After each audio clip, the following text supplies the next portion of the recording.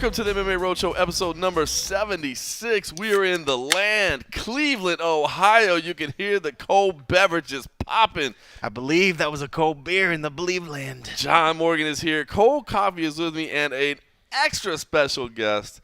You know when you get Dan Stupp out of his house on the road into the MMAjunkie mansion, it's a good week.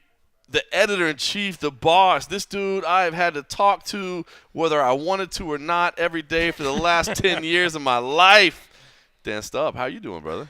Good, good. It's been a decade now, hasn't it? A decade, dude. Think about that. We've been together about 10 years, man. It's crazy. We started thinking about it. You and I we were kind of talking. We had some dinner earlier. We took out our boys over here. They're sitting off in the distance watching some NFL from champions.co. We took them out. We started talking. It's weird, man. You can be a tough noob and have a decade in the sport. And it's funny, like you mentioned, people may not believe this. MMAjunkie started by a dude that's a tough noob. Yeah. Like, I was renting UFC DVDs. I think the first one I rented was UFC 40. But that was still probably a year or two after it took place. But it's once the Ultimate Fighter, the first season started, I was like, okay, this is about to take off. Yep. Like, this is the website to, let's do some MMA. That's what's up. And the rest is history, as they say. Let me just say, I'm feeling a little intimidated right now as I sit right here. I believe a couple of Ohio natives sitting across the table from me, sitting on home territory right now. You got northern Ohio though, and southern Ohio. Oh, so y'all don't even claim the same state. I'm South Central. Columbus is South Central. Oh, you're South Central. Yeah, I'm South Central. No one respects the Central people because they're Indians fans when the Indians are doing well. They're Reds fans when the Reds are doing well. It's a true story. They're Bengals fans when the Bengals are doing well. And no one's a Browns fan because the Browns never do well. It's a true story, even though I do love the Brownies. But it's funny because people ask me, they'll say, well, who's your favorite sports team in Ohio? And I said, that's easy. It's the Buckeyes. Yeah. At least you got a proven winner there. It's funny because today we were driving around Cleveland, and we actually went to the Rock and Roll Hall of Fame, which was awesome. I wish I could have gotten to spend more time there. I want to go back there. We shot a video there. Hopefully everybody got a chance to see it. And just kind of frame some of our highlights, something that we're going to try to do more of, feature the city a little bit more that we're in moving forward. But it was funny because we pulled up. I didn't realize that the stadium, is literally right on the lake right there. And it's got it's what's the name of the field? First Energy. First Energy. Yeah. And it's got one of the wind wind prop things right there. And it was funny because I realized I've never I had no idea, and I'm like, oh, because why the hell would I be watching the Cleveland Browns game? I felt kind of bad about that, but I know, but there's really just no reason to watch. Do you the even Browns have a quarterback this year? Does Allen seem like a quarterback this year? Because we've got like 73 quarterbacks to choose. Oh, man. But I will say this. This is my first time to Cleveland. This is a pretty cool town. I think this is a town that has a pretty shit reputation. I think that's fair to say around the nation. If people are like, bro, you guys are going to Cleveland for the weekend? Mistake on the lake. Mistake on the lake. I'll tell you what, man. I think this is honestly. What neighborhood are we in right now? Tremont. It's awesome. Right? Yeah, this is a cool little neighborhood that we happened upon. We rented a little Airbnb house.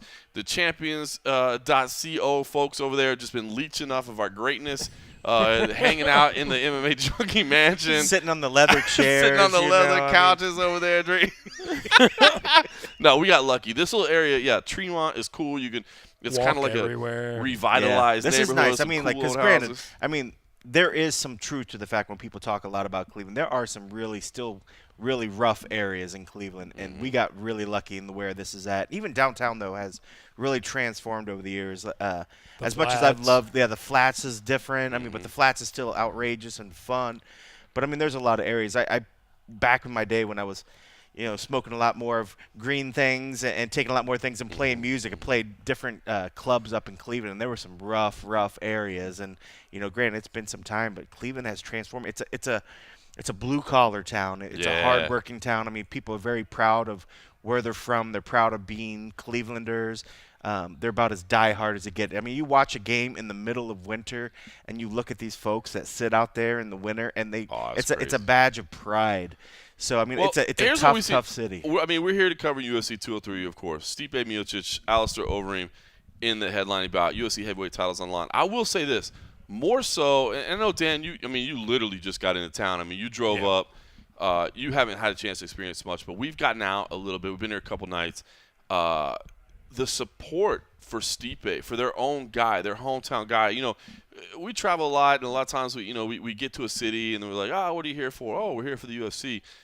And a lot of times we get to towns, and they're like, I didn't even know the UFC was coming this weekend or whatever. Every time that we've said it here, whether it be the lady at the cashier at the UFC Hall of Fame, whether it be some of our Uber drivers, Rock and Roll Hall of Fame, excuse me. They haven't bought it yet. But it might, they will. It might eventually happen. WMIMG, they're gonna make that shit happen. Don't you worry about that. Whether it be Uber drivers, whatever. Like as soon as we say we're here to cover the UFC, they're like, "Oh, Stipe." Yeah. Like they buy in. I think that's cool, man. I feel like this is a town that supports its own. That's what I loved about the UFC was 6-7 years ago when they were hitting all the new cities and stuff. Like when they start coming to Columbus, and Rich Franklin isn't even Columbus. He's an hour and a half away in Cincinnati. Yeah, Cincinnati. But he was an Ohio guy, and the events are kind of centered around him or Rex Holman, the former Ohio State wrestler. We weren't getting that for a few years, but we got it earlier this year with Holly Holm in New Mexico and Albuquerque. How remember the parade they had there where just 50,000 people, cool. and you got that with Stipe, and then you had the Cavaliers right after that. So, no, Stipe kind of set the tone for championship Cleveland, and then the Cavaliers came a few weeks later. Yep. No, I love when they come to new cities, especially like Cleveland, which probably should have had an event, years ago. Yep. But the fact that they're coming now, it feels like the UFC is 7 or 8 years ago when they were hitting all these new American cities. Why do you have any insight on why it took so long to get to Cleveland? I mean, Columbus and Cincinnati were getting hit. Cincinnati only a couple times. Columbus seemed to be the market that they were really focused on. They brought WC shows, Strikeforce shows. I mean, a lot of shows came. Why the hell did it take so long to get to Cleveland? Well, I think we saw in Cincinnati the second UFC show there, the Strikeforce show. Like, they just didn't sell very well, and I think the UFC got to a point once Canada started growing, Brazil started growing, it was like, well, maybe we should slow down the American cities because they're not all home runs like what we expected them to be. And I think that kind of hurt places like Cleveland once, Cincinnati didn't do so well. Louisville was kind of hit or miss. Indianapolis had one of the worst shows in the history of the UFC. I think they kind of got, kind of nervous about hitting some of these Midwest cities. But, I mean, you see it with Cleveland, but they need to start hitting the Midwest again because, those are their fans. That's where you sell out events because there's nothing else going on. And you can have the news cycle for an entire week like you do here in Cleveland. I agree. I think it's awesome. The other thing that I think is cool that I feel like the UFC is trying to do more of, and it's weird because we're right during this ownership change and everybody's trying to find out, well, what does this mean for their business model? And what does this mean? And I don't think that's going to change at all. But Cold Coffee, I mean, you can talk about this a little bit because I think, like, for instance, this Cleveland show was not on the map until Stipe won. That's true. Yeah. Just like the Manchester show wasn't on the map. Had they announced the Cleveland show before Stipe had won the title? No, I don't think it was even I don't even think it was a thought. I don't even think they had thought about it. And the same thing with the Manchester show. Once Michael Bisping won, then they're like, oh, shit, we need to go to Manchester. And to me, I think that's brilliant. And I know, and the reason I wanted to ask you, Cold Coffee, is because you used to get, when you worked for the UFC, you used to see those production schedules where it was like, you could see what the tentative plans were weeks out and months out. Not that I ever asked you for any information off of and not that I ever gave it. Of course, and not that you would ever share that for me.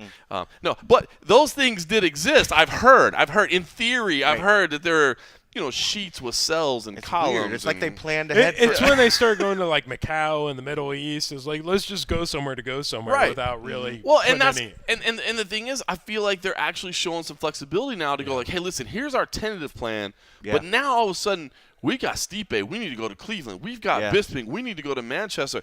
I feel like, I don't want to say that's a new plan, but I feel like they're embracing that more right now, and I think that's fucking brilliant. I think there's always going to be the point where they have the key cities that they know work well for them, but they also think that they know that they have to stretch out into old markets or maybe tap into old markets that they haven't maybe touched on, and sometimes I think they thought their only expansion availability was outside the United States. It's like, dude, there's so many cities here that you still haven't hit. That you're right. And like Indianapolis, I think it was Detroit, while, just had man. terrible shows. It's like, dude, like that can't be the only thing you offer him. Like, go back a year or two later and do it right and get him a good event, because that's a huge city. I now. just heard somebody hit me up on Twitter that Detroit's opening up a brand new downtown-based arena, so I think that'll be good. Because I think the Palace of Auburn Hills, like, I mean, that's not Detroit. It's not even Detroit. Yeah. Just like Chicago. Chicago. Hoffman Estates. Estates. Don't even try to tell me that's Chicago, dude. That's ridiculous. You know, it's funny, but to double back to Ohio and what you were saying about, I think there is flexibility now, especially when Stipe came around. I think it was. I mean, let's be honest. I'm very proud of Ohio. I'm very proud. I mean, you might not have gotten this. Bro, in every other time you shifts. see Stipe, it's like, You're from Ohio? I had no idea. But it's I thought like, you were you know, a Michigan fan. you I look had no at, idea. But you look at guys, and I feel remiss if we don't bring up like Forrest Griffin when we talk about Columbus, Ohio. When we talk about stuff. We got Matt Brown, you know, Cody Garbrown. There's all these guys. Jessica, I mean, there's all George these, Gergel back you know, in the all day. these people coming up. So I think they were. They'd be remiss if they didn't. Once they finally had a champ, I think they were finally like, yes, now we can go back there. We have a reason.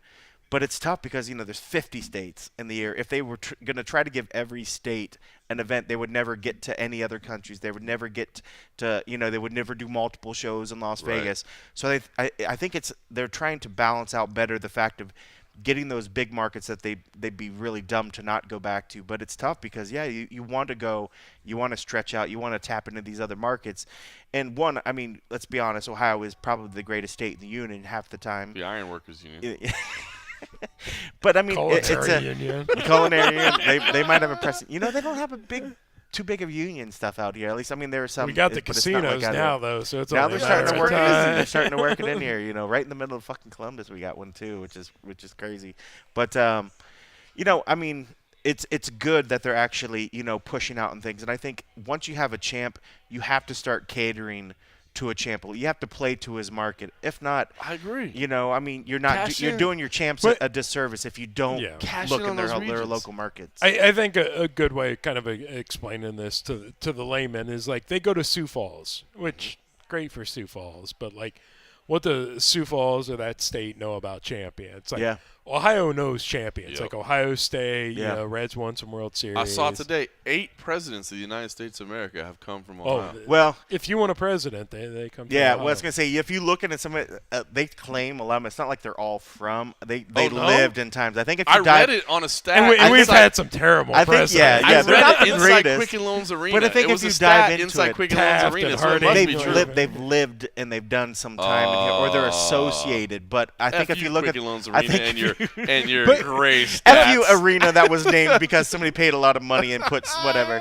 But I think they've just tied. I think if you look back and they're not born and raised all 8 or whatever, but it is still an impressive fact that. And don't you let any 8 of them roll through my hometown, Dallas, Texas. You see what we do to presidents. I bring up the whole champions thing, and I think Stipe falls in this category. When I was, you know, before I started MMAjunkie, I was working for the Cincinnati Reds. Right. I think most people know that. When I was working there, I was talking to John Allen, the chief operating officer at the time. Really cool guy. He'd go around and shoot the shit with all the employees. But I was telling him how I was getting into MMA, which he thought was just fascinating because it sounded as barbaric. Right. You know, back then. It's crazy. And I was telling him, I was like, dude, there's actually this guy from Dayton who's the middleweight champion, this guy named Rich Franklin. He was like a school teacher. He's like, wait, he's a champion. I was like, yeah, middleweight division. He's like, have him come out and throw out our first pitch, because they would always bring the high school kids out and stuff. But like that's PR team gave you. They were really happy with you for that, right? Like they gave you some props. Well, it like really kind of sparked my passion for the sport. It was like now I was the MMA guy within the front office and stuff, and I started MMAjunkie just a few months later because it was like, dude, no one's paying attention to this sport. But Rich Franklin was such a big deal in Cincinnati and Dayton, and now we're still seeing that years later in Cleveland with, you know, Stipe. You said he's from Dayton. I thought you missed. Is he really from Dayton? It's Westchester. It's a little suburb. suburb. I know Westchester. Yeah. I didn't know that's where he's from, because I think Cincinnati is kind of like the accepted. Well, it's like Westchester, which is where Matt Brown used to train, Gergel, Rich Franklin. It's pretty much exactly between Dayton and Cincinnati, so they both can kind of claim them. Yeah. Okay. Cool. No, actually, one of my best friends used to live in Westchester. That's hilarious. All right, let's talk about this main event. I mean, listen, we all try to pretend like we're experts or whatever. We are. I mean, we cover these fights, but you know, I always say it's hilarious because, I mean, literally all we do is pick the main events. Like our staff picks. Yeah. It's not like we pick the whole card. Literally all we do is pick the main events. And our winner every year, we're always all within like 2 points of each other. And the winner gets like 65% every year. It's like 2/3. Yeah. You know what I mean? So, I mean, even us that like watch every fight, that's all we do. Live and breathe this stuff. We're inside the bubble. We have trouble picking the winner. We get 2/3 of the time right. Now you say it's a heavyweight main event. Jesus. You know what I mean? Where it's like literally like I just want to joke like, hey, the first guy that lands flush will win the fight. Like, oh, no shit. Thanks for all the insight. But what are you guys feeling? Because I will say this is incredibly intriguing. Like Stipe goes down to Brazil in this incredibly hostile environment, you know, on the road, knocks out Fabricio Verdum. I still contend, I think Fabricio felt the pressure. I think he chased when he shouldn't have chased because he felt pressure to put on a fight, and it cost him. Now the tables Which makes you wonder if Stipe is now feeling the exact same thing. 100%. Now the tables are completely turned. Now the UFC is coming to your hometown for the first time ever. As if it's not hard enough alone to defend a heavyweight title in the UFC. Now you got all the added pressure. But I mean, here's a dude that I mean, if he feels pressure, the guys is hilarious. His interviews are just like, hey man, I don't feel no pressure, man. I'm just here to do my job, man. I'm just gonna do my thing, man. I'm just doing my thing. Like, all right. I think he feels like he's playing with house money at this point. It's like, dude, I've reached the top. It's more than I ever expected. Like, anything from here on out, so I'm just going to enjoy it. How crazy is this? I mean, we got a dude, Alistair Overeem, like, if you were going to find a human being to put on your fight poster, you know what I mean? It might be Czech Congo or him. You're like, dude, like, let me just put this dude on my poster so I can sell me some pay-per-views. The dude has fought in every major organization. He's fought in kickboxing. I mean, the dude is a legit, prize fighter, right? Then you got the fireman who won't quit being a fireman no matter how long he keeps doing good at this stuff. The blue-collar Ohio guy to a T. This is intriguing as hell. And their attitudes, Alistair is on this roll. He's on a nice little roll. He's had a nice little run of success, and he's coming in with incredible confidence. Even when he's not on a roll, he's so freaking dangerous. It's that – one, it's the heavyweight division, but two, on top of it, being one of the elite heavyweights for the past, 8-9 years. Right. Like, even when he was an elite guy, he could beat any elite guy on any given day. Like, yeah, it's great. Like, how Stipe is not feeling pressure in a situation like that. And I truly feel like he's not, which makes it even crazier. I guess the other thing that's been fun to see about this week, and then I'll ask you what you guys think about this fight, is the crowd. And I want to say the crowd reaction. And I know you haven't been here to see this, Dan, but the rest of the crew in this house right now has. I want to say it's the crowd's reaction to Stipe and Alistair, but it's really like just one dude. There's like one dude. harasser. There is one dude that I don't know who this dude is, but we probably need to get this dude and talk to this dude. And in fact, you know what? He's going to be at weigh-ins. In fact, I'm just promising you right now, Rocho, we're going to grab this dude. Because he's totally in Alistair's head. Like, I see you, champions.co. It's already, I already claimed it. You heard me saying it. That's our maybe video. co-produce the video. I don't know. We'll talk about it. But no, we got to grab this dude because this dude has been insane. He's like got chants for everything. He's calling Alistair the glass cannon.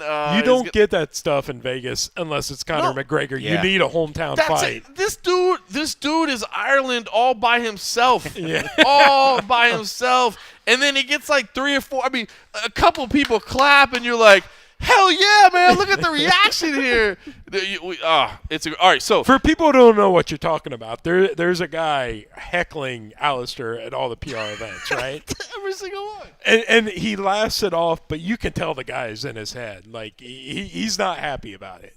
Not at all. This dude's chanting at him, yelling at him like, "Hey, Alistair, you're gonna get knocked out." But it's like way better songs than that. Yeah. I don't know, man. I love it. So it's been kind of fun this week. I will say Cleveland has made a very good impression. So, all right, I'm not going to lie. We actually just taped our staff picks a little bit earlier. Not that Dan would, because nobody would ever ask Dan to take a staff pick. But I don't want to show up all you jabronis. he's like, I'm actually 100% in my picks, but I just don't like saying that. You're talking about the 2015 MMA Junkie staff picks champion, by the way. Like, That's true. I think I picked 68 or 69%. I said 65. I undersold you. Yeah. All right, so I will say that my man Dann Stupp is not afraid to lay a wager every now and then in the proper circumstances when it is completely legal and allowed and all those things. So, I mean, do you guys – so I'll put my cards on the table. I lean towards Alistair Overeem, and only because, like, okay, I feel like, people are pointing to Stipe's wrestling. I feel like Overeem's a little bit harder to take down than most people give him credit for. The other thing is Stipe's striking. Now, Stipe is strong, but I also feel like he's very, like, not that there's anything wrong with being traditional 1-2, but, like, I feel like you know what you're getting. You're getting the straight-up boxing 1-2. And Alistair's seen that before. Alistair has seen everything in striking, and yes, he does get caught, but I feel like he gets caught in, like, the clinch and transit. I don't feel like he gets necessarily, like, just blasted on the outside from a traditional 1-2. So because of that, I'm leaning towards Alistair. But saying all that, if they're like, John, man, do you mind putting your mortgage on it this month? I'm like, oh, no, because I need my mortgage payment to go through, so I'm not going to do it. So there's no way I would lay any significant amount of money on it, but I'm leaning towards Alistair Overeem. Dan, are you feeling strongly one way or the other? I'm leaning towards Stipe, and it's for kind of dumb reasons. Like, I really consider I consider a coin flip fight. Like most heavyweight fights, I consider a coin flip fight anyway. I think especially this one, like, there's so many intangibles. Like you said, Overeem has seen everything, but Stipe also has the wrestling, which could be the difference maker. Like, right. If anything, I'm betting the over in this fight. Like, that's the one thing I could see. That's like it could take a full round. Well, at least over a round going to and be a half. patient. He's going to come out. He's going to do that thing where he's like, he's got that half smile on his face, and he's leaning back and forth. And they know they've got plenty of time to get it worked out. I could see him kind of slowing it down early on. But, and again, I don't know how much it's worth, but just the intangibles of fighting in front of a hometown crowd, having that energy and feeling like you don't want to let them down. Like, it sounds stupid, and that's very minor stuff, but I think that's enough to kind of flip it in Stipe's favor. And we should say a sellout. It's been deemed a sellout, like, right away. I mean, it's going to be like Cincinnati, Columbus, the first event. Like, they haven't had an event before. Like, it's going to be so excited. Like, and they know, like, even if the event sucks, and we've seen some crappy events in new cities, like, they know it's all building up to the main event. Yep. It feels like an old school boxing event where it's like, okay, all this other stuff's great, but we're here for the main event, and you're going to have that excited atmosphere, and I think Overeem's going to know he's the quote unquote bad guy. For main event. That one dude's going to make sure that's for damn. Cold Coffee. All right, listen, man, you've never. Do you even need to ask? No, that's what I'm saying. I'm going to rephrase the question. I'm going to rephrase the question because you've never made it. You've never tried to hide. You're an Ohio homer, and that's okay. I'm a Texas homer in a way, so no big deal. I mean, he's going with Bernie Kosar with that first round Bernie with the sidearm for the win. Wow, sidearm for the win. That's some old school shit. Listen, man. I mean, I know, like, I mean, you've always been hey champ, Ohio. You always got a little Buckeye love or whatever. But when you look at this fight, I know you're backing Stipe because I know you back your Ohio hometown boys. There's nothing wrong with that. But since we don't ask you to be an impartial journalist and write stories or anything like that, but back your homerism. Impartial when it comes to Ohio things. Exactly, back your homerism out of it a little bit. I mean, screw Michigan. Let me just preface this non-homerism. I mean, do you feel it's clear cut? Like, just Stipe is the superior, his power is all these things, or are you a little bit concerned? Like, I mean, because dude, Alistair. I mean, not that Alistair's ever lacked confidence, right? But I feel like he's even on a different level. I mean, there's sometimes where I feel like Alistair is trying to trick us. You know what I mean? Like, he's trying to trick himself. This week, I feel like Alistair, like, I don't know, man. There's something with him where I feel like he's got it.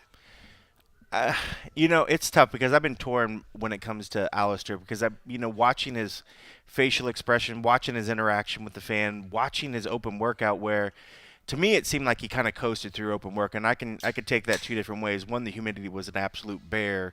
The only people that really kind of went hard at it was just the ones that have time here. Like a good point, though. Stipe went at it, Jessica went at it. Alistair to me looked really lackluster, but I was kind of putting it off. Now I was thinking it was because of the humidity and didn't want to whatever. But when you were editing your footage and I was watching it, like it was very like rudimentary. Like he wasn't really there, And then even seeing how much of his workout he interacted with his fan rather than just be so focused that he didn't even hear the guy. He really was like almost like he was happy to kind of just turn the focus away from what he was doing to pay attention, which was great because it worked out perfectly for all of us, and I think it made it more memorable for the fans to kind of see their own guy getting in it. But it just seemed to me like even though he's putting a good face on it, he's selling it right. But to me it seems more of I don't want to say an act because I think it's an old hat for him. He's been doing this for a long time, but I just think Stipe is more focused for this fight, and I think that being backed by the hometown crowd, and I think Stipe. I mean, Alistair's been doing this for a long time, and I think you got two guys that are really hitting at a high level, but unfortunately, I think it's one guy is not there at the same level where he used to be when he was peaking upwards, which is Alistair, and I don't want to say that he's going down, but I see a guy at Stipe. He's still learning not learning, but I think he's still peaking. I think he's still getting better and better. And I see a guy at Alistair. Stipe is the raw athlete right now. Right, and I think he's going to get more refined. He's going to get more. He's going to get more polished, and I think he's going to be more impressed. And I think a lot of people will start believing in him more. I just think, I don't know. Just after watching Alistair, I'm not sure if he's really as focused on this fight as he's playing. And I think that leads the possibility of the same thing that happened with Verdum. He's going to get caught with something because he's not paying attention for something, and there's those little tangibles. Stipe's got strength. He's got power in his hips. Alistair's very tentative sometimes, and he's very good in the way that he's patient and he watches and he looks for openings. But if he makes one mistake, Stipe will make him pay for one mistake. He's got to be in this, and I'm sure I think maybe Stipe needs to be ready to pounce early, and I think he's going to sit agree. back He can't a round or two, and by then, and you're right. Yeah, he'll leave if he sits back and like that. You're right. He's gonna play into Alistair, let Alistair become comfortable, and probably get focused. The fact that hey, I'm in a fight. That's the worst. Comfortable Alistair Overeem who realizes that hey, he's still got knees and leg kicks that could destroy a car. Dude. You know what I mean? Yeah. Like, I just put up his right, and I totally didn't put it all together. I mean, he's coming off 4 straight wins. Yeah. Struve, Roy Nelson, Dos Santos, and Arlovsky. Like you're going to have a little confidence after that, no matter if you had some rocky. Those guys are decent at striking, right? Yeah. Those are no slouches of the division. I mean, I think it's gonna be a great fight. I hope it. It's one of those ones where nobody wants to see a 5-round fight if it's not fun, if it's not exciting. You also don't want to see a 30-second the first time someone right. gets clipped. Right. Velasquez, Dos Santos, what a letdown. Okay, Dos Santos won, but did we really learn anything Nothing. from that fight? Yeah, absolutely nothing. Absolutely. All right. Well, so to go all back, I am leaving. Shocking. Okay. But I think it's just for the fact that it just seems to me that, I think he's much more focused, and I think the backing of this town, he believes. We're in Believe land. He believes that he has what it takes to keep that belt. And the heavyweight division, that's all it takes. Yeah. Are you going to drop a Braun reference or something? Well, I bet Braun's going to be there, or at least trying to get tickets, and he should be there. Willie Mays Hayes cage side. That's great. All right, so to sum it all up, the 2 Ohio guys are picking the Ohio guy. The one guy who doesn't have a dog in the race is telling you that Alistair Overeem is going to win. All right, let's talk about the co-main event briefly. Might as well be another country to someone from Cincinnati. But let's talk about the co-main event briefly. Travis Brown, Fabricio Verdum. Dan Stupp was driving the 8 hours up from Tennessee, so you didn't get to see the press conference today. But I will say this: I didn't have a lot of hype for this fight going in, and I'll be honest with you, I was kind of concerned for Travis. Like, dude, I'm not gonna say he didn't look good at UFC 200, but it's just like Cain Velasquez looked so damn good. And it felt to me like one of those situations when he stepped in this fight where it's like, I'm frustrated because I'm pissed because I lost, and now I'm getting into another fight, and it's like, cool, but maybe that's not the best situation for you either. You know what I mean? But I will say this. the press conference today, and Cold Coffee, you could probably speak more onto this, but like Travis was intense at the press conference. Number one, Yeah. he had the whole. To say the least. He had the whole. I'm gonna. Somebody asked him because Fabricio was basically dismissing him and just saying like, "Hey man, once I win, here's my next plan." And Travis is like, "Oh well, I'm gonna piss in his Cheerios." But when they got together like face to face and they had their little stare down, the press conference stare downs usually aren't quite that intense because, I mean, first They of all, save it for weigh-in. yeah, everybody's wearing their dress clothes. They're trying to save it for the weigh-ins. You know what I mean? But Fabricio kind of walked up, and he didn't do the face. Thankfully, he didn't do the goofy face Even at though all. somebody was calling it out, it was probably the same heckler. Were they trying to ask for the goofy? Somebody I didn't was hear like, that. somebody was like, "Where's your goofy face?" Welcome to Ohio. Yeah. But, he was kind of, Fabricio was trying to be intense the whole time, and then Travis like came in, like stood, and then they went like nose to nose, and, I didn't see any of this. Travis wouldn't break. So here's the hilarious thing is, so Dana wasn't there for the press conference, so Dave Schaller, of course, who's become like. Why do they make him try to break up these That's guys? only you got Travis Brown way up here. Fabricio Verdum not that far below and pretty big, and Travis will not. He's like when they're like, okay, touch him on the like chest, okay, it's cool, you can turn to the crowd.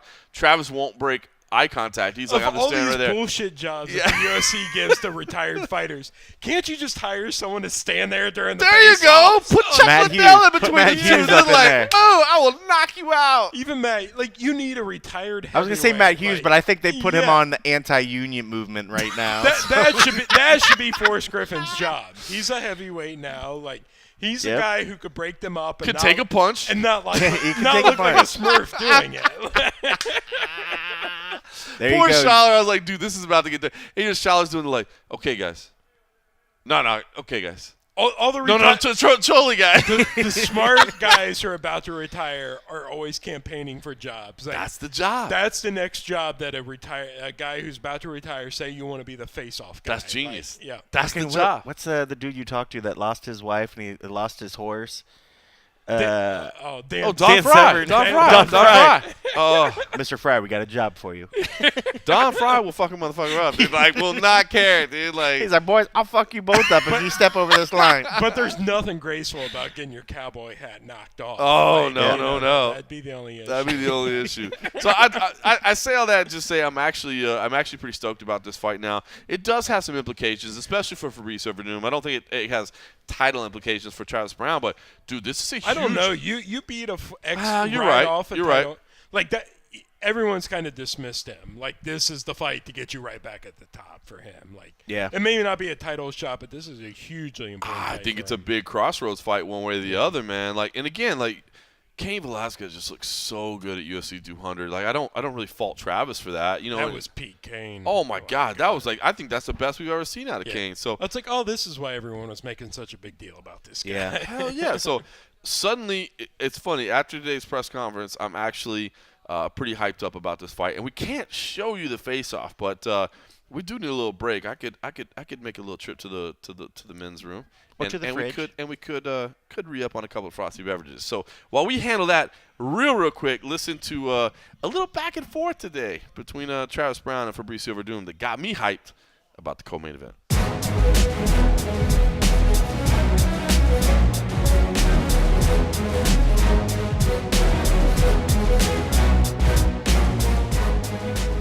Travis, could you talk about the decision to step into this fight? I mean, rough go last time, tough opponent. Was there any thought about hanging back and kind of reinventing or, changing some things before you got back in the cage? No. I want to erase that fight from my memory, so the only way I know how to do that is to get back in there. And opportunity presented itself, and I jumped all over it. So 4 weeks, 3 weeks, 2 weeks, a couple days, doesn't matter. I'm ready to get back in there. And for Fabricio, could you talk first, I guess, just about your emotions right now, sitting next to Stipe, seeing the belt right there beside you? What does it feel like at this moment? Yeah, this moment I'm very happy. I want to fight again. I call UFC. I want to fight soon because the last time I don't go inside the fight. I'm just. He got one nice punch. I don't have skills for I don't have a training. My trainings will go very very good. Everything's okay. Just he got me a very good punch. That's it. And I'm very excited for the next one. Tonight, tomorrow, I want to beat Travis Browne again. You know, the same thing the last time. But this time I want to finish him. And I want to, I don't know, it's Steve Miocic or Wolverine. Doesn't matter for me. I just want the belt again, you know. That's it. Do you have any regrets? I mean, back at UFC 198, I think people were worried about how relaxed you were. It's like you were having too much fun and worried about putting on a show too much. Do you have any regrets in the way you handled fight week and the way you handled that fight itself? No, man. The last fight is over, and you know, he got it, man. That's it. I don't have an excuse for that. Man. I know it's a huge event, 45,000 people there. I'm very excited for sure. I don't fight for 1 year. I'm waiting for a long time for a fight again, and he got it, man. He got a nice punch. You know, I have a good shape. Everything's okay, but I just think the next one. You know, the next one. And after I beat Travis Browne, I want to sit very close to the cage for watch my next opponent. I don't know, it's Steve Miocic or Wolverine. That's it. Thanks. When you hear Fabricio talk about his plan and how he's going to finish his match and see who wins between the main event, kind of not really taking you. I don't know if he's not taking you seriously or what, but I mean, when you hear him talk like that, what's your reaction? I'm ready to piss in his Cheerios.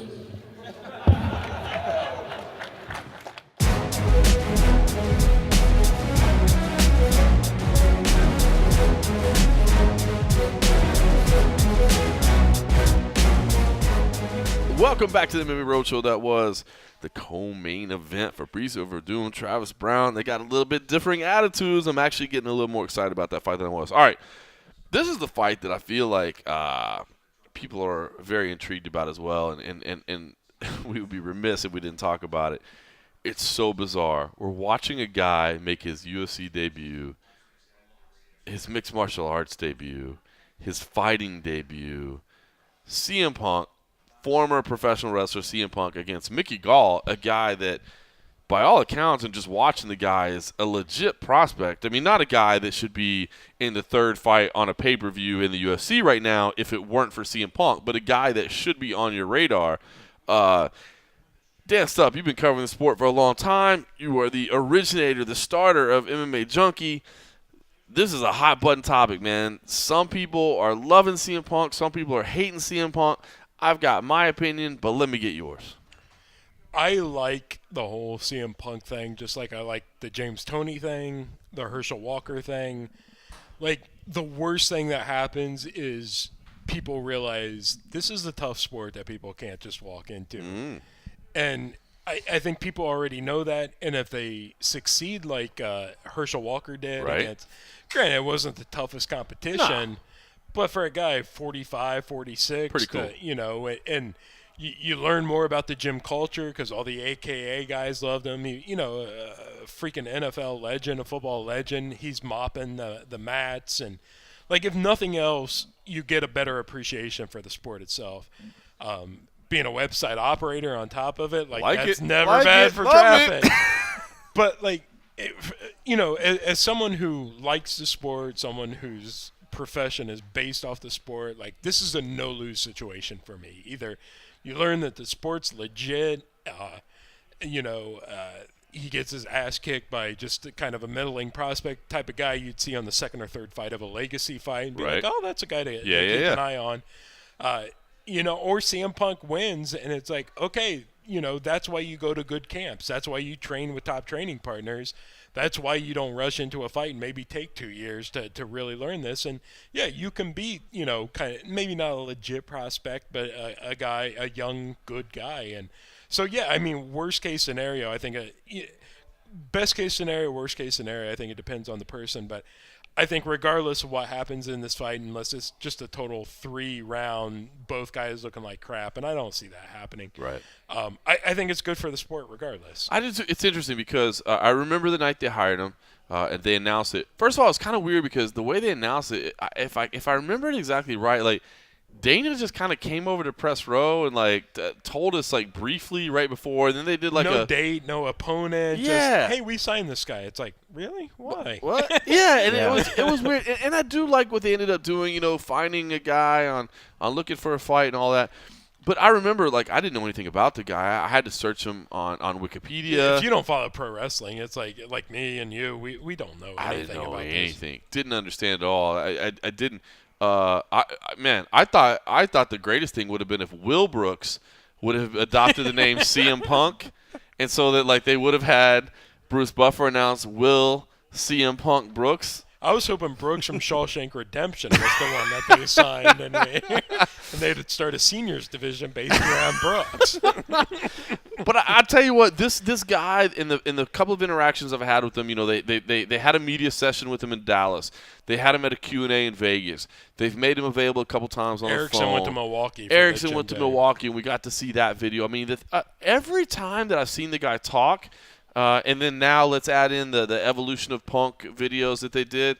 I can't lie. I got nothing but respect for the dude, He man. respects the sport. And that, Yes! Like James Toney, like you wanted to see him get his ass Hell kicked. yeah. Like He had didn't no take respect it. for the Yeah. sport. And you could tell by the fact that he was taken down in 10 seconds and completely demolished. Like, at least Punk knows what he's getting into. He respects it. Like he said all the right stuff. So it's hard to hate on a guy who's just like, look, I know I'm not going to be a champion.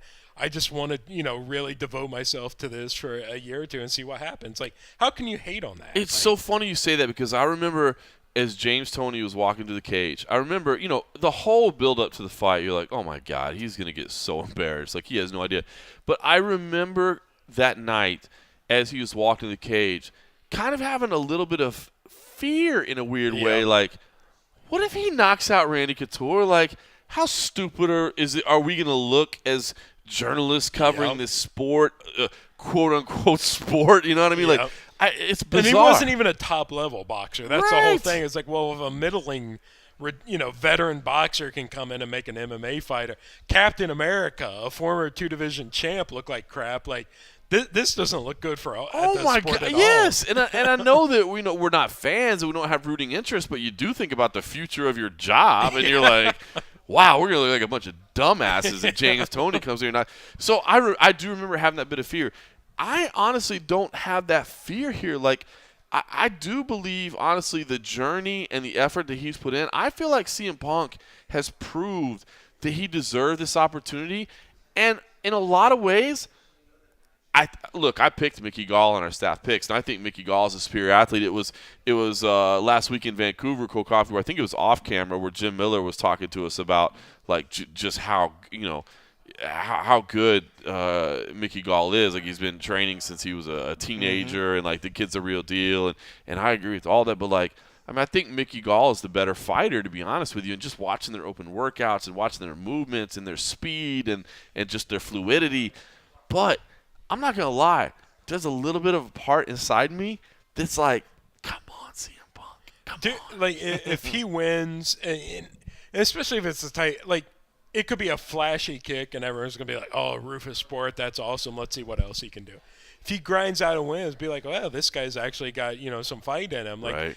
Regardless of how he wins, I think we're going to want to see him fight again. If he gets, even if it's a tough fight and he loses, it's like, he paid his dues. He did it right. But I was thinking this on driving on the way up, and we were talking about Tough Noobs and stuff like that. One of the things I loved about the first, second, even third season of Tough was that you watch a show, you see these guys, obviously, they're very green, very rough around the edges.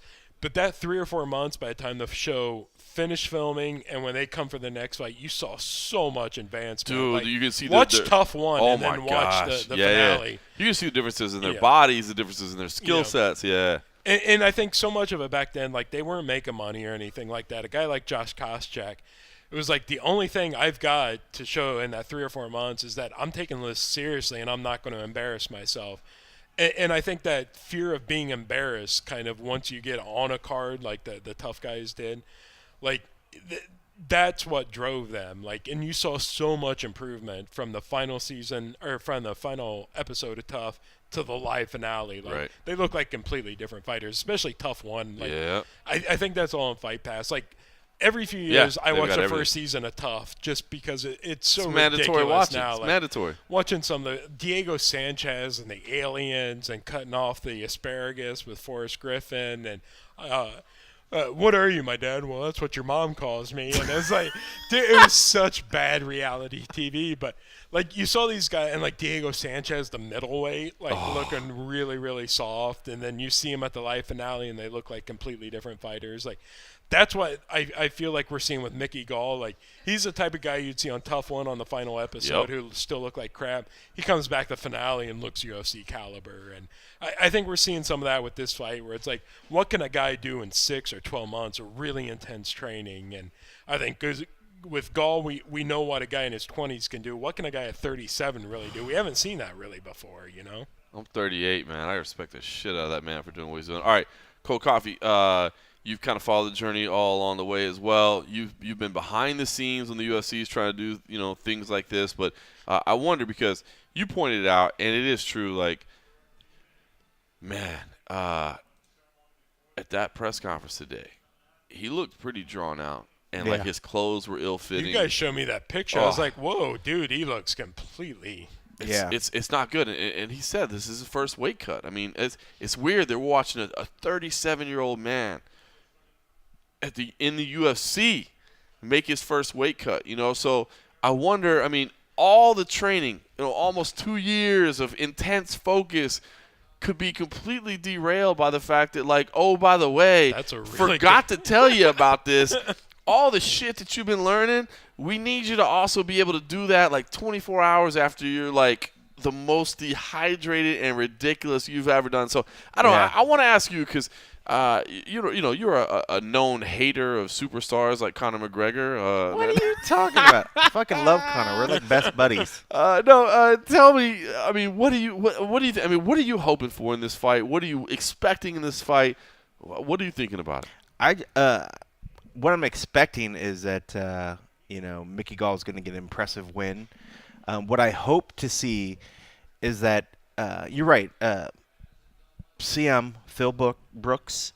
I feel so weird calling him CM Punk, and when people. It was so weird in the press conference. Somebody nobody knew what to say. CM Punk. And he kind of just watching his reaction. I know Matt Erickson was wrestling with that yesterday, putting together the print story for USA Today. I was like, what do I call this motherfucker? Yeah, just watching his reaction too. I mean, I think he's gonna be going through a hard time, and I think of the fact when he's still cutting the weight. I wish he was to the point where he was already on weight now, so that he could maybe enjoy it. Because you're right, that quick recovery factor, and then he's going to be dealing with how his body's fighting with him, then to try to go in and draw upon this training that he's been really working his butt off. I give him all the credit in the world. He's been doing the work. He's not taking it lightly. He's not going in there hoping that just this kid's gonna be wowed by the fact that, hey, I'm giving you this fight. It's not a Fight Pass fight in front of 200 people. This is pay-per-view main card. The pressure is gonna be immense. I mean, and he's been in front of crowds, but that's more like stage fright. It was all sort of staged and whatever. They're still taking hard hits or whatever they do in wrestling. There's no doubt about that. But let's be real. When it comes in here now, the fight, you have no idea what your opponent's going to be doing. You have no clue. And when you take that first punch and, all that stuff, if it's not ingrained in your head, it goes out the window. You get in that panic mode. And I hope they've drilled enough stuff into him that he's going to have a library of things to try to do so that he doesn't just immediately turtle up and then just take wallops. Because, I look at Mickey. Mickey's a good-sized kid, man, and he looks. He movements.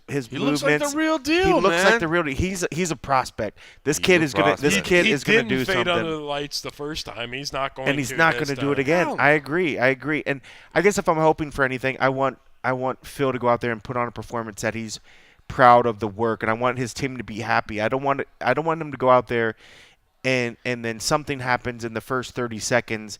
He either does a dumb mistake or does something that all this work that his team and all these people just goes out the window. And then you just have that question mark for some reason. Yeah, I mean, and you're like, oh God, this is our word. This is why regular people don't come. Yeah, dude, that's the thing. I mean, I was fortunate enough in town in Vegas. There was I forget what small promotion, but I was just trying to get experience as a photog, so I took this thing, and there was a director that had been working on a movie with James Captain Adama that looks just like Stitch. Edward Oh, James. Edward Edward James yeah. almost. He was like the father or like the trainer of this RFA, guy. yeah. And so this director actually went in and was going to fight.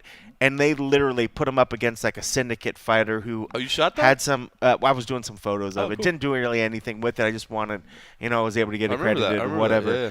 But this guy, I mean, when it came down to it, took a solid punch, and then immediately you could just tell he was like, Oh, shit. holy shit, this is real." And this is a guy that had been training for years. You see that and on the building up regional for circuit this. a lot too. That instant where someone's like, "Yeah, I don't want to do this Oh, for no, my right? career." Yeah. And so hopefully he has some. I want to see some shining moments. I would love if he came out and rocked Mickey with something. I know Mickey's going to recover, but even if there was just some glimpses of greatness that I was just so happy for him, that gives.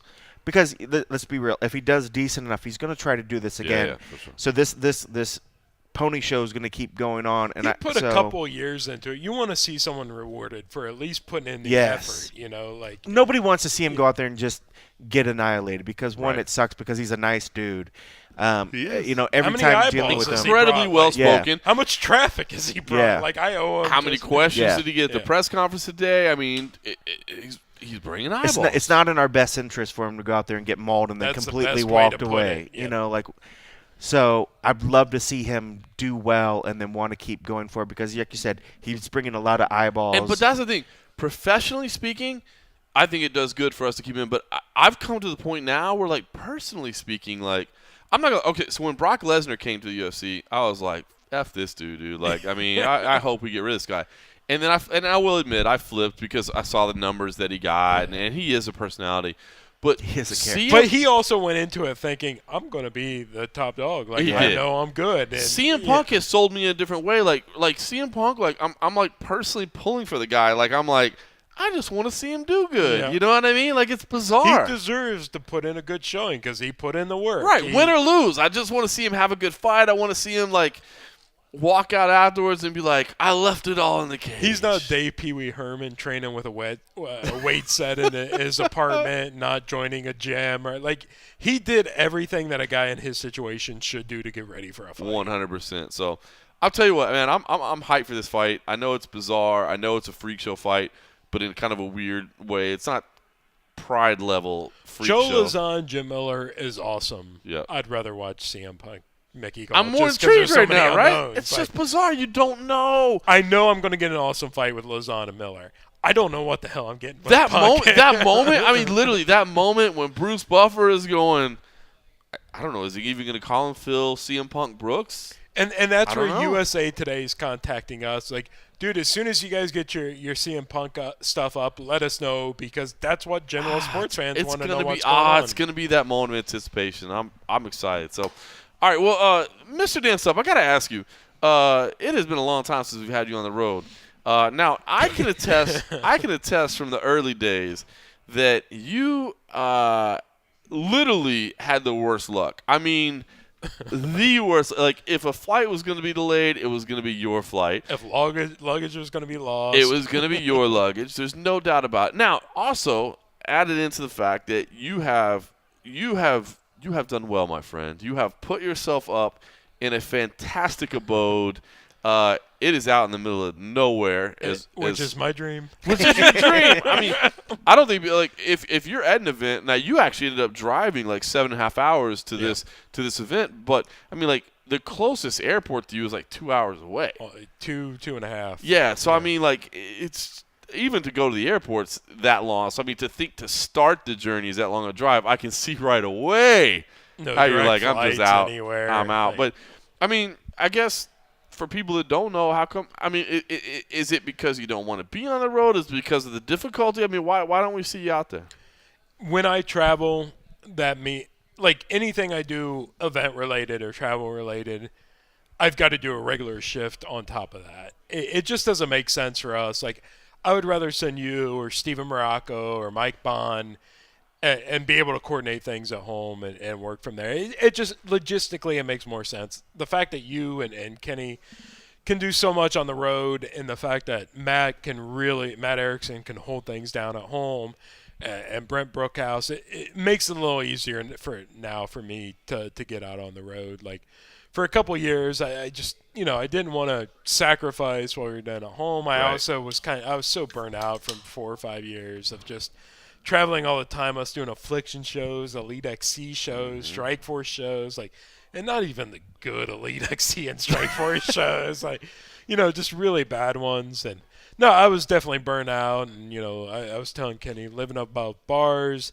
living on a highway in Cincinnati, I just needed a few years of peace and quiet. And I went to the most remote place, the place that I used to go for vacations as a kid.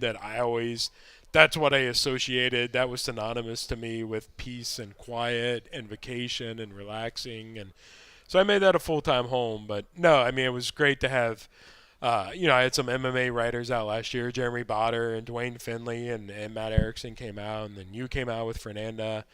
No, it's good seeing all you guys again. And I think now that we've got the website a little situated, largely because of you and Matt and Brent, really holding things down. I'm a big part of it, no doubt. Yeah, no, absolutely.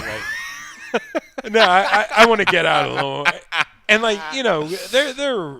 there's so many new reporters that I haven't met face to face, but even cool people I use, Casey and Esther from MMA Fighting, studs. Some of the nicest people you will ever meet in your lifetime, let alone in MMA. It's going to be good seeing people again, and I guess I can quit being a hermit and get out of my house in the middle of nowhere. All right, so listen, I know the story, kind of. The story's been told, kind of. But you started MMAjunkie based on meeting friends out of a house poker game. Wait, wait. Should I not say a house poker game? The statute of limitations is totally worn out at this time. All right, so shit's been 10 years ago now. So I think for people that don't know, I think it'll be pretty cool because it's been told a little bit here and there, but you were working for the Cincinnati Reds, as you said. You were working in the PR department. I'm sure just fucking killing it, just getting rich. Dude, I was making so much fucking money. It was ridiculous. Me and Ken Griffey Jr. just rolling in it. We used to light our day cigars trips with to Vegas. $100 bills. And, it was ridiculous. So so you were playing some poker on the side, and as I remember the story to some degree, Tom, who was our advertising executive in the early days, he had actually made some money by launching a poker site, right? And so you guys just became buddies? We had some mutual friends, and then we played in a poker game together. It was a lot of PR, journalism, marketing executives in Cincinnati. All the ad agencies, the sports teams, and real good group of guys. You hear that, guys? He has a list on all of you people. If you ever cross him, he's got you, all of you. No, but Tom Cummins and I really kind of hit it off, and he's a really good guy. And I feel bad we've kind of lost contact since we sold the website. But he had a lot of success with a poker blog. Right. He was an SEO affiliate marketing guy. He knew all the ins and outs. And he was telling me for a while, he was like, dude, he's like, I know you're not real happy working for the Reds, at least from a writing standpoint. He's like, do something, not baseball. And he's like, I can help you get a website off the ground and stuff. And I'd been searching around for a few months trying to figure what that thing would be, and I was like, oh, wait, I'm kind of into this Ultimate Fighting stuff that none of my friends are and no one gives a shit about that I know. But it was right when Tough One was really starting to take off, and I was like, and I kind of ran out. I was like, what do you think about this Ultimate Fighting stuff? And he was like, well, there's really no one covering it. And I remember back then it was MMA Weekly, Sherdog, and that was it pretty much. Full Contact Fighter and the Underground were still God around rest their soul. Yeah, Sherdog. Crossing yourself. And, but you didn't see a whole lot of good quality journalism. I went to college for journalism, and I was writing for my hometown paper when I was 14. It was just kind of a passion of mine. But you can only do so much, in a PR stuff, technical creative services for the Reds. But I want to do some writing and some journalism, and thankfully we started back then. It was the WordPress.org. If you didn't have advertising on your website, you could stay on WordPress.org, and they'd promote you, and within a couple days, we were doing, thousands of visitors a month. So do you remember, literally, day one? What was day one? I think one of the first stories we ever did was on the IFL doing championship rings. No shit. And me being from baseball, I was like, oh, that's actually really Right, cool. right, right. Not doing the belts, at least guys can wear the rings. And then it was just a lot of fight bookings, event recaps, and I feel so bad for people trying to start websites now and trying to cover everything. That seems like the obvious way to do it. And it's like, you've already got a dozen websites covering everything. You got to find your own niche. But back then, it was like, dude, if we just do good journalism, AP style, and hired some legit journalists like Steve Sievert from the Houston Chronicle and some stuff like that, and it just the business pieces back in the day were fantastic. It took off quickly, and thankfully there wasn't a lot of I like to think we would have done well even if there weren't a lot of competition back then, Right. but it made it a lot easier that you weren't really competing with everybody. And I think it was in 2 or 3 months Yahoo Sports reached out and was like, hey, let's talk about a content partnership. And just I thought it was a thing, and I think I was telling Kenny this earlier, was when I started the website 10 years ago and you came on soon after, there were 14 events a year. It's like, okay, worst case scenario, I'm working for the Reds, and then a couple days a month, I'm writing about the pay-per-view event. And then within a day or two, it's like, well, shit, now people are coming to the website every day looking for stuff, and it kind of took on a life of its own. But no, I mean, it was the perfect topic at the perfect time, and it just, we take for granted that MMA is kind of big now, and back then, even as a niche sport, it wasn't big at all. What about the day? Okay, so when you hired me, I was a restaurant manager at the time. Yeah. At first I we was, just happened to be living 60 miles apart. That's insane. We met online. We happened to be living 60 miles apart. You were in Cincinnati. I was in Dayton. When you first hired me, well, at first I was just doing intern work, essentially. I was doing, working for it was Tag Radio at the time, now MMAjunkie Radio. I came on part-time at first. Eventually that became full-time. But I remember the day I decided to quit my restaurant job, which I was making good money, insurance, 401k. You were making very good money. Very good money. And left and came. And I remember I was dating Danielle at the time. She's my wife now. And we have a kid together.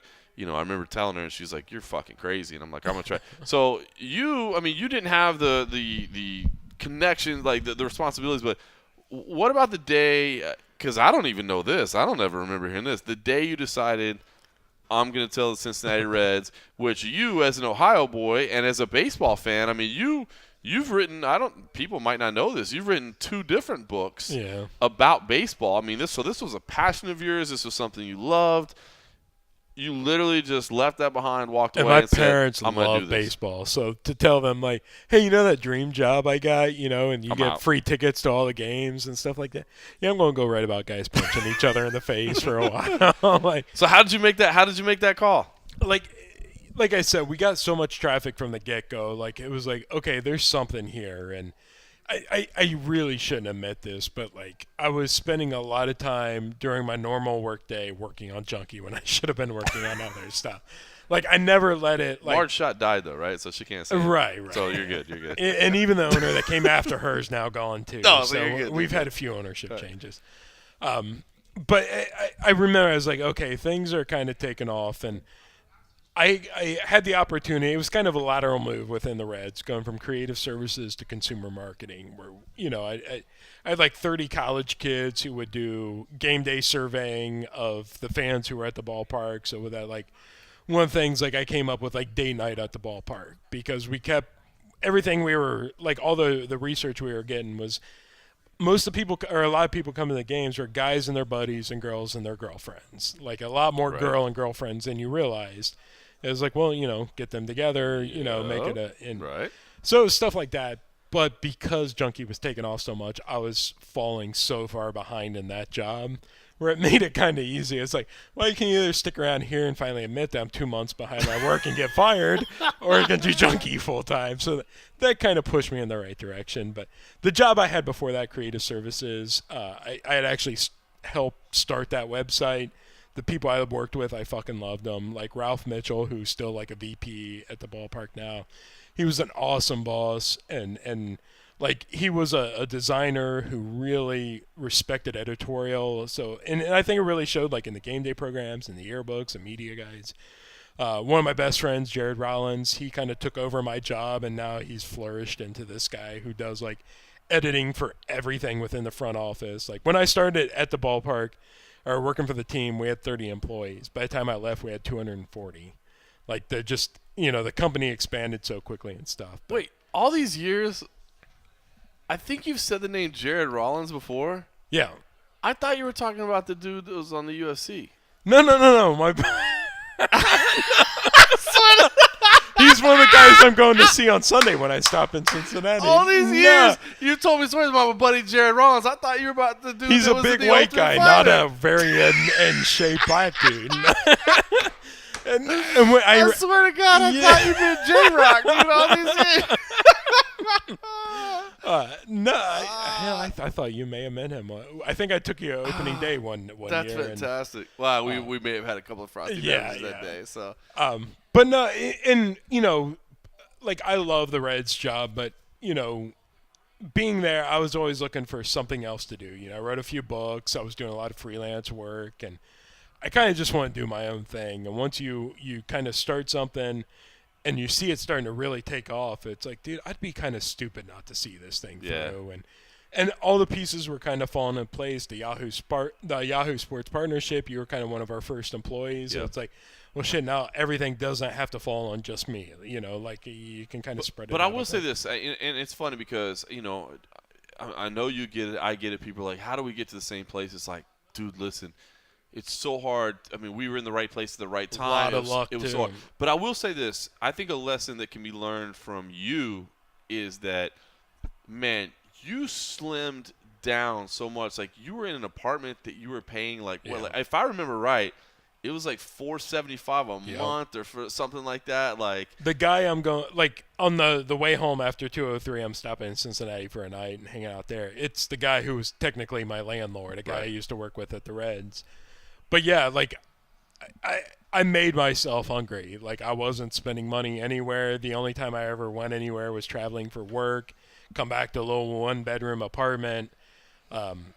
Traveling. That's why I had so much bad luck with the traveling. Was we were flying to AirTran and every discount airline there was, staying in every shit bag, flea bag motel you could think of, and. But it made me hungry. It made me appreciate the success even more, and the fact that now we're staying in freaking an Airbnb that's like 100 times nicer than my house. So. My house and your house could fit inside this house. And we've got decent houses. Like, this is insane. In Cleveland, where there's not a lot of land. Oh, man, it's awesome. Yeah, I think that's the one big lesson. I mean, again, I think, first of all, if anybody wants to replicate MMAjunkie, that's going to be tough. But I know there's a lot of people that want to carve out their own space in this industry. And I wish everyone who really we hired Mike Bond. Like, I could tell from the get-go, just following him on other websites, like, this is a go-getter. This is a guy who promotes his own stuff, who really gives us stuff about, he wants to do unique stuff. He wants to stand out from the crowd. And, some of our freelancers, Robert from MMA Rising and Trent Rainsmith. Been around forever, Like, they're hustlers. They're guys who bug me to the point where I can't, and please don't I don't want everyone to think to just start that's all you bothering have to do. the crap Just out bug of the them. shit out of But them. they pitch good ideas and Tom Rooney from Ireland, like, they pitch really good ideas, and those are the guys who are going to get ahead and like, tell me what to do and I'll do it. It's like, here's what I can do for you. Don't you want this? It's like, well, I kind of do want that. That's a great lesson too. Don't tell people I'm available. I'll do whatever you want. You need. No. Come. I've got a specific pitch. I've got this story in mind. I've got this. That's great. That's great. When you're freelance, that might not get your foot in the door. But once you're a freelancer, like, make sure that you're not going to your editor and just saying, like, hey, I'll do whatever you need from me. Like, have specific pitches. Get me excited about something. Like, the stuff I hadn't – like, I spend too much of my day, even when I'm not working, thinking about stuff we could be doing. And I think Ben Folks, like us hiring him, that was one of the best things we ever did because he's a guy who really does think all the time about what would make good content. Yep. And when I'm bogged down in the details and you and I are trying to get schedules together and stuff, like, we can't always do that. when someone else is pitching me on ideas that I didn't have to spend an evening think about, and it was like, oh crap, I didn't even think of that. That would be a good story. Yep. Those are the guys. Unique Steven angle. Morocco, Ben Folks, Matt Erickson. Multimedia, anything you need. Like, those are the guys who get hired. Is they've got good ideas. Be an idea guy. Like, yeah, see it through and get the stuff done, but have ideas, like ready to pitch. 100%. The junkie himself, the Man. MMA junkie. Hey, that's legit. That's what I was hoping we'd get at. I had no idea you wrote books. Well, I mean, I There's a co-wrote lot a of book, pictures, and though. it was like a picture. One was Are a they like picture. coloring but books? I They're like spent- kids coloring books? No, the opening of the new ballpark in Cincinnati. It was. That one kind of wrote itself. Yeah, I mean, and I was like the photo editor, so I helped pick out. Yeah. Took a few But photos. still, you did lot it. of work You can went say into you it. are a We'll totally edit published this part out, author. dude, Like, you Yeah, just the cried. second book I co-wrote with a former Reds player, Tom Browning, guy threw 120 games as a rookie, threw a perfect game, won a World Series, MVP, All-Star, or not MVP, All-Star. Just a really good guy, Cincinnati guy. Like, it was Tales from the Reds dugout. It was so much fun. I had a ton of fun working on it. But like, I'd love to do neither of those were very serious books, but just like starting Junkie, like when I was doing the Tom Browning book, I was like, dude, I'm biting off a lot here. Like, I got to see it through, and if nothing else, I learned like, okay, if you're gonna start something, be ready. Like, don't think like, oh, okay, in 2 or 3 days I can take a break and take the day off and stuff. Like, the first year's a Junkie, we're hitting our 10-year anniversary in a couple months, but I didn't have a day off until you came on full time, and I think that was 4 or 5 years or something like that before I had an actual day off, or I didn't have to. I think I had depression and stuff for like a couple of years because being on call 24/7 and me being on East Coast hours and the sport being on West Coast hours and just getting bugged at midnight, 2 in the morning, and I think of some of the old school Ken Pavia, like that guy is only awake during the middle of the night, and that's when he would hit you up, and Right when you're trying to fall asleep. yeah, just after a 16-hour workday, and you've had a little herbal help, and you're just ready to crash, and hey, Stupp, what's up? Like, God bless him. Ken But- Fabian, now a father Yeah. too, dude. Like crazy Yeah. how times change. yeah, it's fun, and he was such a big prominent fit. Him and Monty Cox, and that the agent wars back in the day and stuff. But no, once I brought you on, I never thought it would get to the point where we have guys like Matt and Brent and Ben and Kenny and Justin and Our Abby European and team, our Brazilian yeah, team. we our- literally got people all over the globe, and I mean it's nuts. And then you run it, talk to the readers who have been there for the entire 10 years. Like, oh yeah, I remember when it was UFC Junkie. It's like, really, you do? Because I don't remember Yeah, that shit. because I can barely. That's all a fog to me right now. And it all comes full circle back in the OH for Yeah. UFC 203. Just real quick, anything you're looking forward to, guys? I mean, we got Faber versus Rivera on the main card. That's a sick fight. I think it could be a possible Rivera upset. We got Jessica Andrade, JoJo Calderwood opening up that main God, card. That's great. Betch Koea versus Jessica I. Jessica I. Joanne Carter's my favorite. She's my Oh, I favorite. forgot. Oh, I didn't realize. It's called Coffee. We collected some audio from JoJo Calderwood talking about. I think Dan's so cute and handsome. Oh, we collected. Unfortunately, the tracks got as we collected the audio, the left channel and the right channel overlapped themselves. That is bizarre. I've liked her since the Cage Warriors days, she's and the there are a best. certain segment of the male population or male MMA fan base who's just infatuated with her. And I'm She's the same awesome. way. That's a She's- fun fight, and this fight is fun because Jessica Andrade is powerful, but she's got to She's get right up in your dangerous. face. If JoJo Yeah. can keep a little Yep. distance and pick her apart from range, I think that's a great fight. I think it's really cool. I mean, the two women's fight that we get in a row, Betch Kohea, Jessica I. That's gonna be a good Jessica one, too. I has had such inconsistencies, but dude, she And looks Cleveland. so She looks so ramped up. focused, man. Oh my gosh, she looks so focused. this Yeah, week.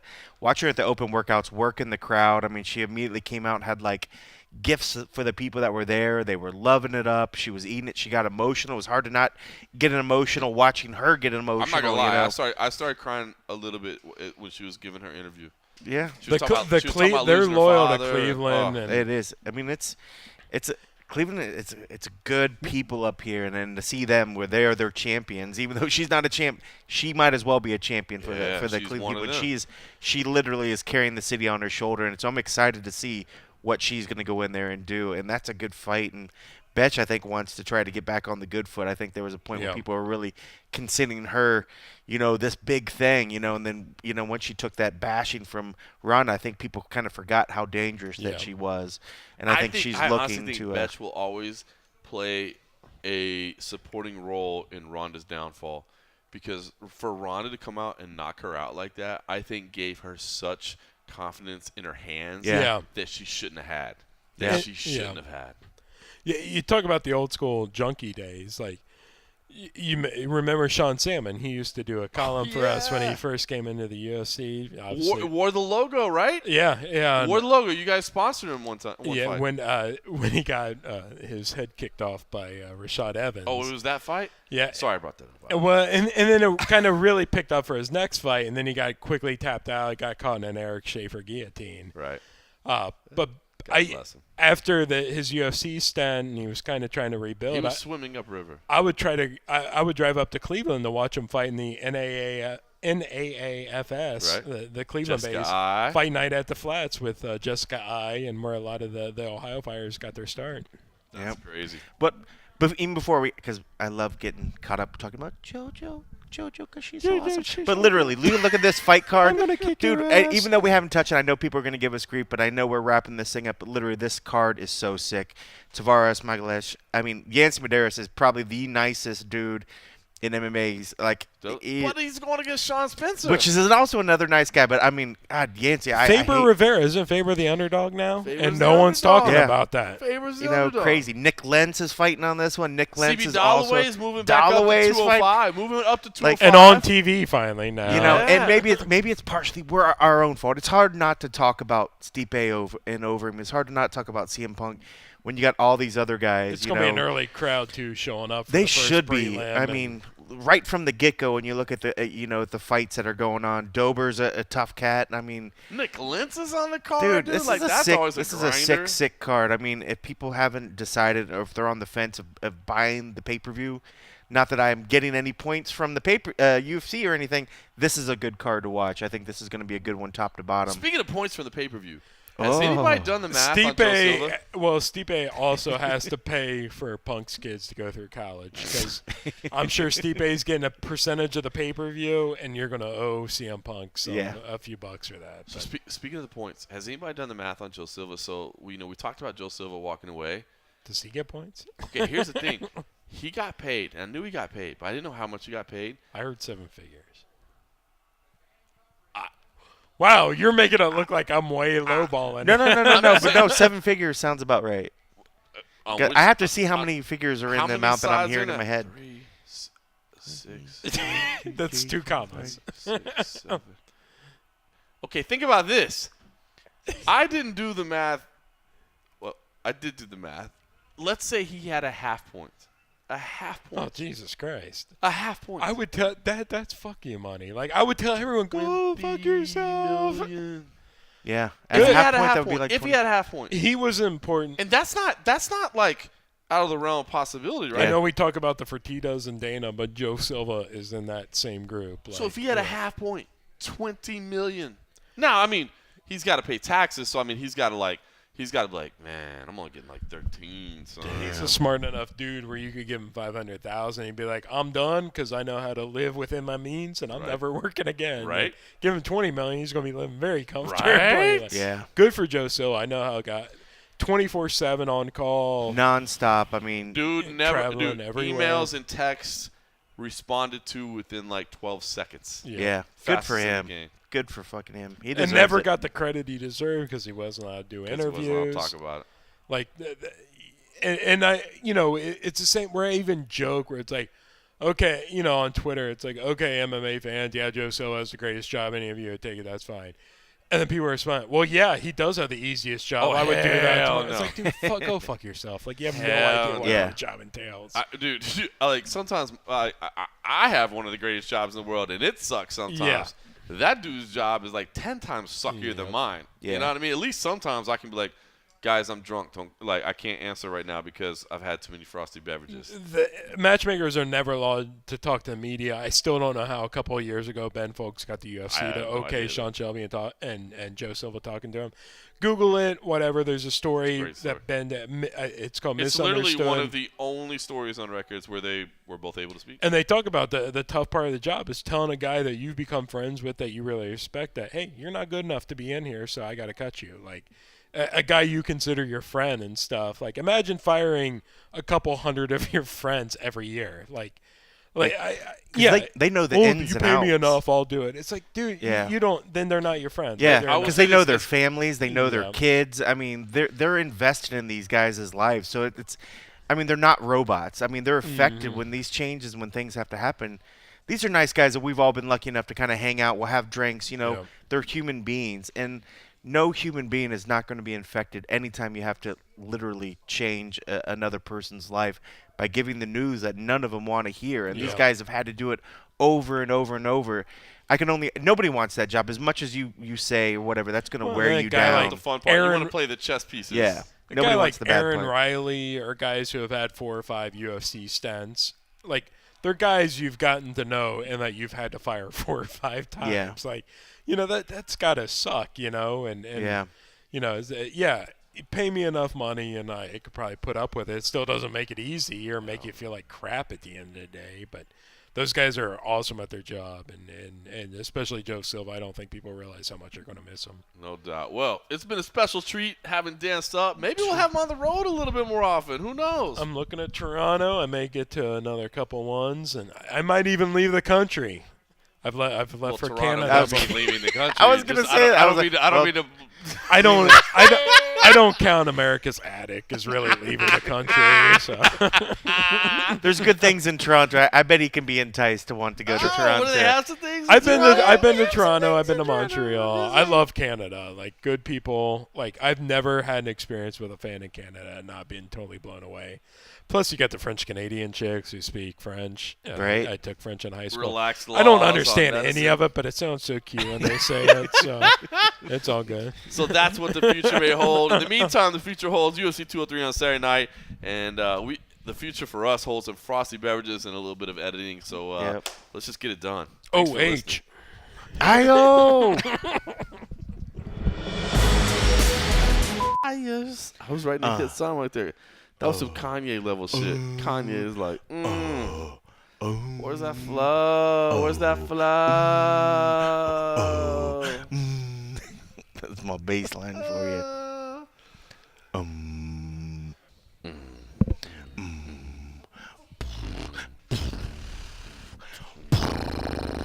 That's a deep bass.